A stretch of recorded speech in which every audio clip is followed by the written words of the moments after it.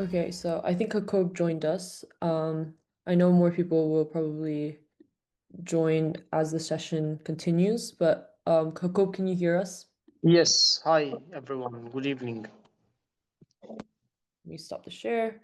Thank you so much for joining. Thank you everyone for joining for another Kumi Now online session. If you're new here, I'll put a few links for Sabil and Kumi.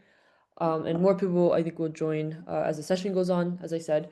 But I'll just introduce Jacob first, so that we can learn a little bit about his work. But Jacob, he is the co-founder of Save the ArQ. It's a grassroots movement fighting for the preservation and diversity of the old city, specifically the Armenian presence. And Jacob hopefully will tell us a little bit about the Armenian history and Armenian presence, specifically in the old city. But that Jacob lives in the Armenian quarter. He also recently started working for Sabil, so he's technically part of the Sabio family now. So thank you again, Jacob, for taking the time today to present to us and share with us your story and also the story of Save the ArQ movement. There's been a lot of updates, so I don't know if people have been following the Save the ArQ and their updates there, but he'll talk a little bit about what's been going on in the Armenian quarter. So Jacob, thank you. Maybe you can talk for maybe about 30 minutes and then we can leave some room for a Q&A. Okay, hi everyone. Good evening from Jerusalem. Thank you very much for giving me this opportunity.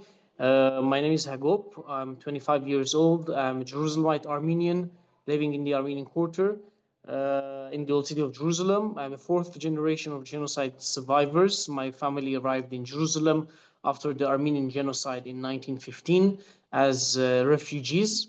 And since then, our family lives in Jerusalem and plays an important role in preserving and protecting the Armenian heritage and history in the old city of Jerusalem with the rest of our community members. So I will be starting with a brief historical background about the Armenian presence in Jerusalem, and then I will be presenting you some of the current situation in the Armenian quarter. The Armenian presence in Jerusalem dates back to the 4th century. That means Armenians maintained presence in Jerusalem for more than 1,600 years. This is an uninterrupted presence since the 4th century. And after Armenians accepted Christianity in 301, Armenian pilgrims started to arrive in Jerusalem. And by their arrival, they started to maintain presence in Jerusalem and to build what is called today the St. James Monastery. And also by the time to build what is called today the Armenian Quarter, which is one of the 4 quarters of the old city of Jerusalem. It is the smallest one, located on the highest point in the old city of Jerusalem. And you can find inside the Armenian Quarter, you can find the St. James Cathedral, where St. James the Apostle and St. James the brother of Christ are both buried inside that cathedral. You can find the Holy Archangel's Church, where the first prison of Christ, where Christ was for the first time was jailed before his crucifixion, as well as the olive tree that he was tied on before his crucifixion. You can find also the only Armenian school left in the Holy Land, the seminary school, the community school, the community centers, the Armenian Patriarchate, which maintains presence since the 6th century. We have been electing patriarchs since the 6th century. And you can find also the community, other community and religious institutions inside the quarter.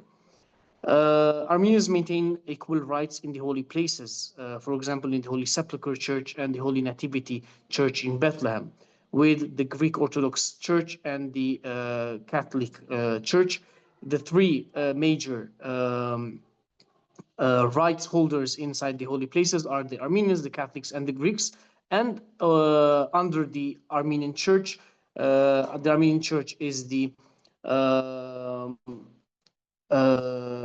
custodian, let's say, for the Coptic, the Ethiopians, and the Assyrian churches in Jerusalem. So by having these equal rights, we maintain our presence not only in the holy places, but also in Jerusalem by having our quarter, by having our community and our church. And we also have communities and churches in Jaffa, in Haifa, in Bethlehem, in the West Bank, and in some other cities and villages around the Holy Land. But the center of the Armenian church, of the Armenian community, is Jerusalem. This is where all are gathered, and this is where the history and the traditions are being preserved to this day. Of course, being a small community and being a minority in a minority, I mean, Christians in Jerusalem and in all over the Holy Land are a minority. And unfortunately, in the past years, the number of Christian communities is shrinking due to the political, the security situation and the economic situation that affects a lot the Christian presence and the Christian communities in the Holy Land, and in particular Jerusalem. And when we say Jerusalem and when we say Christian communities are being affected and are being forced to leave Jerusalem, here comes also the challenges that the Armenians are facing. So the recent challenge that we as a community we face and as a church is an illegal land deal that was signed by the Armenian Patriarch. So the Armenian Patriarch is the head of the Armenian Patriarchate, is the head of the Armenian Church in the Holy Land.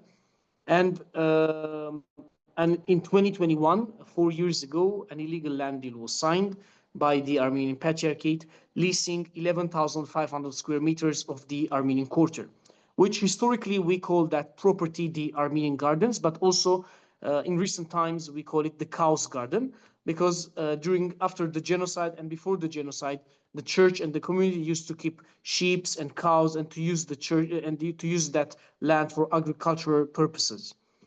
But on all maps in all languages, you can find the name of that property as the Armenian Gardens. The property is located on the highest point in the old city. It is located next to the western and southern ramparts of the old city, and western to the St. James convent. And it is an integral part of the Armenian Quarter.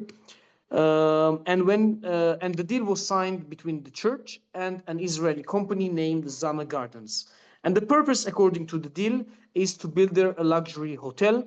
The lease is a long-term lease. It's for 98 years, where the Patriarchate is leasing that property to that company.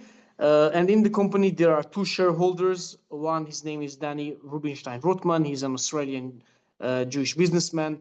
And the second shareholder is an Israeli Christian Arab. His name is George Warwar. He holds 49%. The other one holds 51%. But it doesn't matter for us who are the people behind the deal or the people who signed the deal. Our main goal is to cancel that illegal deal, which violated the constitution of the Armenian Patriarchate and puts also the Armenian presence, the long Armenian presence in Jerusalem, in great danger. And this is where we established the Save the ArQ movement, which is Save the Armenian Quarter movement. It was established in 2023 after the discovery of the deal. The deal was signed in 2021, but only 2 years later, we discovered more details of it. At the beginning, we only heard some rumors, but then 2 years later, we started to hear that it's real, something was signed, and we have to act against that illegal land deal. And this is where we started weekly demonstrations as a community. And this is a historical move by the community, because the Armenian community in Jerusalem is very dependent on the Patriarchate. People work for the Patriarchate, children go to the Patriarchate school, people live in houses owned by the Patriarchate. So it's very difficult for people to attend a demonstration against its own leadership, demanding from them to cancel that deal. So it was a precedent and it was a historical move by the community. So we had months of demonstrations, and after months of demonstrations, the Patriarchate decided to start in a way to initiate legal proceedings, send a cancellation letter, but sending a cancellation letter doesn't mean that the deal is cancelled. You have to sue, you have to start legal proceedings, and let the court decide if the deal is null and void. So we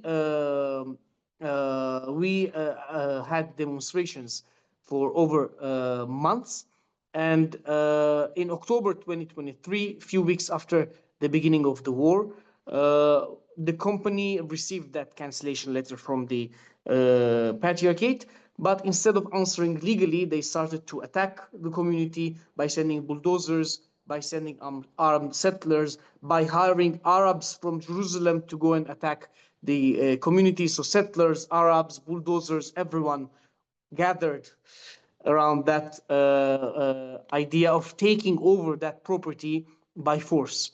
And this is where, as a community, we decided that we have to maintain presence on the ground. So since October 2023 till now, our boys, our community members maintain presence on the ground. It's been 2 years that we keep our presence there to make sure that the company will not be able to come and take over the property and will not be able to come and change facts on the ground. Meanwhile, we initiated 2 years ago in February 2024 legal proceedings. A year and a half ago, sorry, we initiated legal proceedings on behalf of the community. And our arguments are very clear that this deal was signed illegally. It violated the constitution of the Patriarchate, that the Patriarch, being the head of the church, had no authority based on the bylaws, and that the property is held in trust. During the Ottoman time, people who wanted to purchase a land or a real estate had to register it as a waqf. Waqf is a word in Arabic which means to put a stop. It is a trust, and to put a stop, that means properties that are registered as a waqf cannot be leased or sold. So in 1574, there was an Armenian bishop at that time who purchased that property, the Chaos Garden, the Armenian garden, and he registered it as a waqf. And he registered it as a waqf for the benefit of the Armenian Christian community of Jerusalem. That means the bishop, the head of the church, is the custodian. That means he needs to protect that property. He needs to maintain that property in good hands, and the beneficiary owners are members of the Armenian Christian community of Jerusalem. And so by this argument, we present two arguments. One is that the deal was signed illegally, and the second one is that the status of the land is not allowing to the church to lease it or sell it, because it's a trust, it is an endowment that cannot be leased or sold according to the Ottoman law, which is recognized also by the State of Israel. So we have a court session in end of October of this year, and we are very confident in our arguments and in our legal struggle and with our legal team. And recently, the Patriarchate did a very important step. They voted on nullifying fully the deal by recognizing that the Patriarch violated the constitution. So it is a very important announcement by the church that was done 10 days ago, strengthening the authority argument of the community that the Patriarch and the rest of the signatories to the deal had no authority to sign it. And the authority of the Armenian Patriarchate is the General Assembly of the Brotherhood, and this is the only body that can take decisions inside the Armenian church. So meanwhile, we continue to maintain presence on the ground, and we continue to strengthen our legal arguments and to our legal position. And we also work diplomatically. For example, we will be traveling tomorrow to Geneva. The co-founders of the Save the ArQ movement will be traveling to meet with the Armenian community, with World Council of Churches and other organizations and stakeholders that are interested in this issue. And we continue our work diplomatically, community mobilization with other Christian communities, with Jewish communities, with Muslim communities, with Jerusalemite communities that believe that This land must stay Armenian, must be preserved for future generations to come.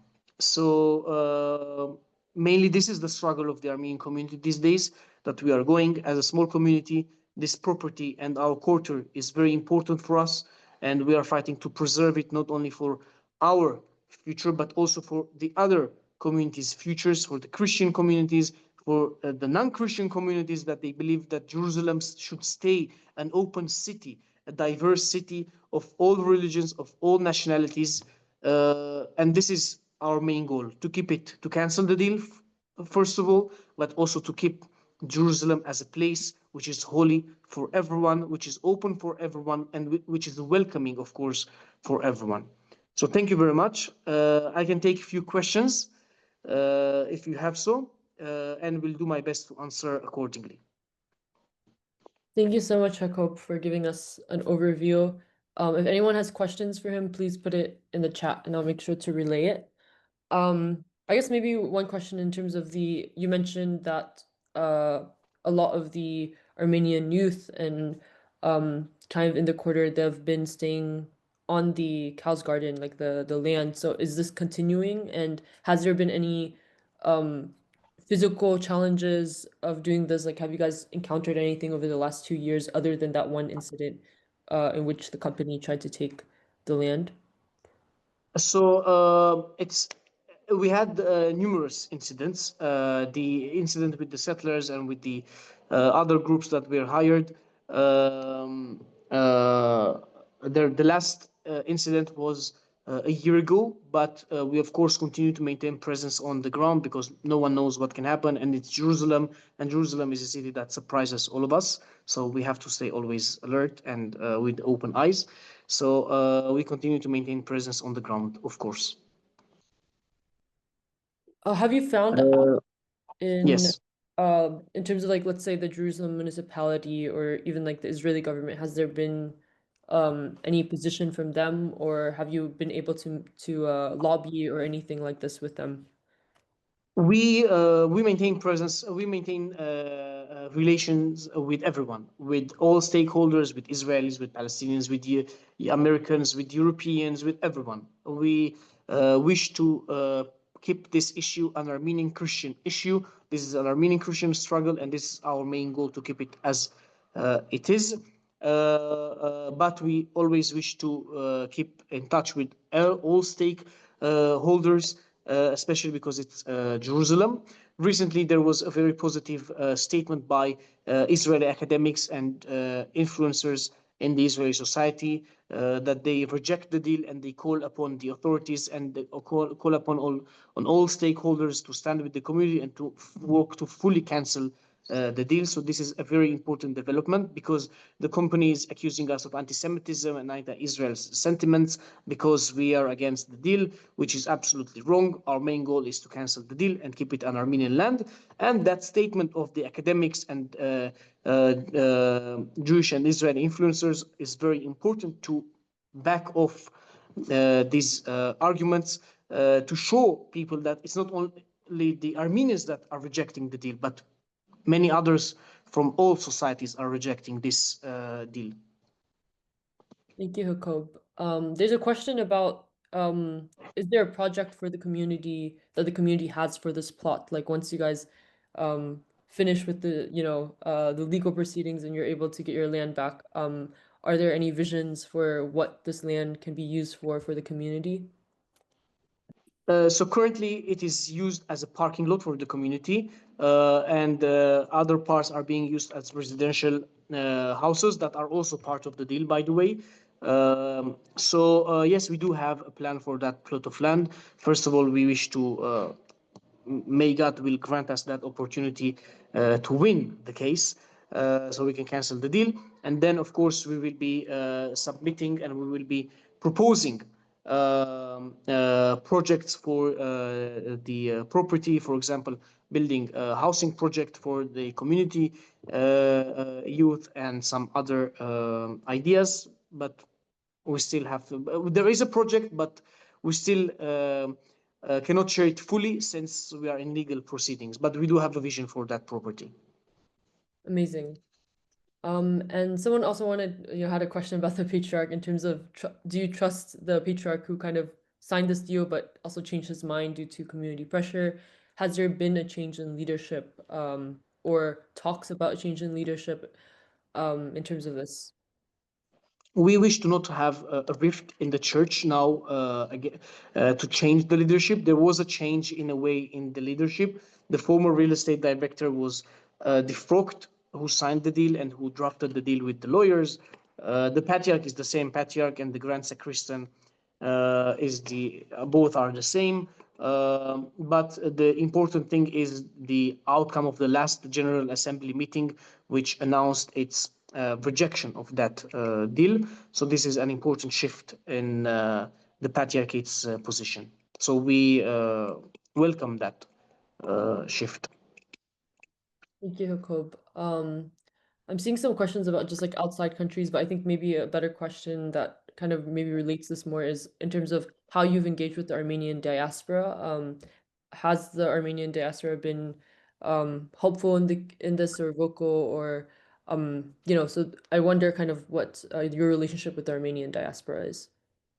So we maintain relations with all Armenian communities all around the world. We have during the year we try to visit as much places as we can. Our last visit was to the US. We had a very intense tour and full tour to the East Coast and to Australia. We had a tour in February, and tomorrow we will be traveling to Geneva. We will be scheduling other tours to Europe to meet with the Armenian communities, to raise awareness, and of course, to raise funds for the legal proceedings in Jerusalem. Since our main issue is the payment to the lawyers and to the legal team, donations and fundraisers are the only thing that keep our struggle alive and keep us to push the case and to strengthen the case in courts. So this is one of our main approaches and with the Armenian communities. And of course, we ask for them to raise this issue with their governments, with diplomats, with their governments, with Congress members, with senators, with European parliamentarians. So it's also diplomatically, but also Armenian lobbying. Yeah, that's And wonderful. all countries, I can see that people are asking if different countries can help. All countries can help by pressuring, by raising this issue on international level. As long as this issue is kept on the international agenda, it's something that can help. Yes. Thank you, Jacob. And you can follow our pages on Facebook, Instagram, and X. It's called Save the ArQ. You can stay updated of all news, of all developments. It's Save the ArQ. Yes. Just make sure on Facebook the logo shall be the orange logo. Don't follow any other page. The logo is an orange. It's a picture of a church, drawn church, and a sun with orange color. Wonderful. Yeah, thank you. Someone, I will be able to answer another question yeah, maybe we can do one question if in the chat. that's okay. Yeah, I know you have a busy schedule, so one person, I have two questions. So the first one, someone asked in the chat, to what extent is there oppression that's affecting your community as compared to, let's say, Palestinian communities in East Jerusalem or other communities in East Jerusalem? And then the second I would say is just ending with how the international community can help or donate to save the ArQ. So regarding the oppression and the difficulties, as a community, we are a minority, we do face challenges, we do face difficulties. The challenge with the land struggle, the challenge to protect your own community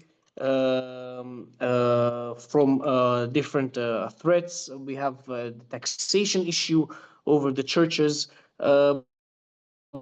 But we cannot compare it to, let's say, Palestinian communities in the West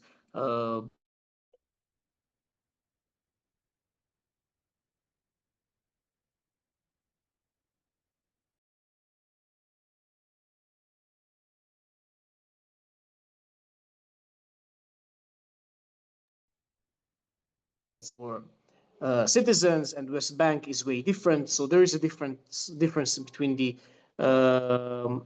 treatment and the challenges. But recent years, and especially since the beginning of the war, we face more pressure and we face more challenges, and we see that the entire region is shifting and changing, and every day we do face a new surprise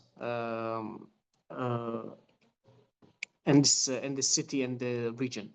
I hope it's this is enough for the question. But since we wish to not get into politicizing our case, as an Armenian Christian case, we wish to concentrate only on the struggle and the protection of the land. But as a community, yes, we do have challenges, we do have difficulties, we do face pressure, we do face many issues. So, yes, we do have these challenges. Regarding the international support, as I mentioned, raise it with your governments. You can approach us through our media channels, and we can direct you as well. Regarding donations, we do have a link to a 501c3 fund, which is open and which is registered in the US. It is tax deductible, so your donation can help us in keeping the case in courts and hopefully to win this case. Yes. Do you happen to have the link to that? So maybe you can put this in the chat just so people can follow. Yes, if you may give me a second, please. Yeah. I will show you the link. Just a second, please.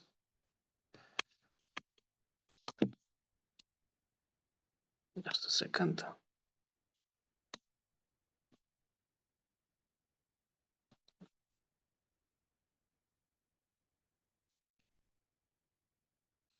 Yes.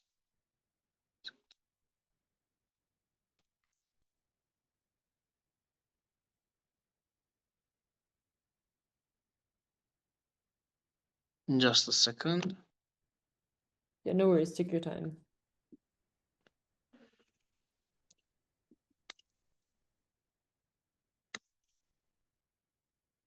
Okay.